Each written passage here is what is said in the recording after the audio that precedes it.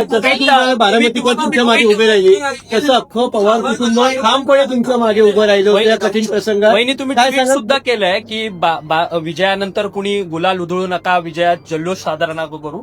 काय नक्की तुम्ही संदेश काय? हा जो विजय आहे, खरं तर बारामतीकरांना अशा प्रकारची निवडणूक हवीच नव्हती हो. कारण बारामतीकरांनी त्यांचं मतदान केलेलं आहे, ते स्वतःच्या मनामधला विश्वास, प्रेम आणि दादांच्या प्रती जी त्यांची भावना आहे ही त्यांच्या मतातून व्यक्त केलेली आहे. आणि म्हणूनच हा जो त्यांचं मत आहे हे अनुभवायचं आहे.